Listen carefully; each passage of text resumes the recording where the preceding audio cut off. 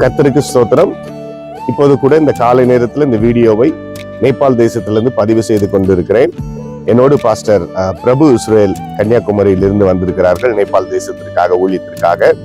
நேபாள் தேசத்திலே நாளை 23/10/2025 அன்று வல்லமை முகாம் பவர் கேம்ப் என்ற பெயரிலே நேபாள் தேசத்தின் கர்னாலி ப்ராவின்ஸ்ல வாலிபர்களுக்கான பிரத்யேகமான அந்த கூடுகையை நாங்கள் ஏற்பாடு செய்திருக்கிறோம். இதுல சுமார் ஒரு 70-80 வாலிபர்கள் வருவார்கள் என எதிர்பார்க்கப்பட்டு ஒழுங்குகளை செய்து வருகிறோம். இதற்காக ஜெபித்துக் கொள்ளுங்கள்.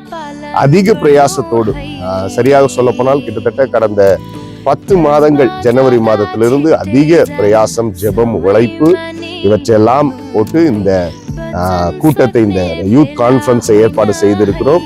ஒரே ஒரு நோக்கம்தான், அநேக வாலிபர்கள் இந்த யூத் கான்ஃபரன்ஸ் மூலமாக நேபாள் தேசத்து வாலிபர்கள் கர்த்தருக்கென்று தங்களுடைய வாழ்க்கையை அர்ப்பணிக்க வேண்டும், ஊழியத்திற்கென்று அர்ப்பணிக்க வேண்டும். அதில் அர்ப்பணிக்கிற வாலிபர்களை விசேஷித்த பயிற்சி கொடுத்து அடுத்த கட்டத்திற்கு அவர்களை கொண்டு செல்வதற்காக இந்த ஊழியங்களை ஆயத்தப்படுத்தி நடத்தி ஏற்பாடு செய்து வருகிறோம். இதற்கான தேவைகளுக்காக ஜெபித்துக் கொள்ளுங்கள். குறிப்பாக இந்த கூட்டங்களுக்கு எதிராக கிரியை செய்கிற வல்லமைகள், இந்த கூட்டங்களுக்கு எதிராக கிரியை செய்கிற பிசாசன் தந்திரங்கள் இதெல்லாம் முறியடிக்கப்பட்டு எங்களுடைய குடும்பங்கள் பாதுகாக்கப்பட்டு எங்களுடைய ஊழிய நிலைமைகளிலே எல்லா காரியங்களும் நேர்த்தியாக செய்யும்படியாகவும் நீங்கள் ஜெபித்துக் கொள்ளுங்கள்.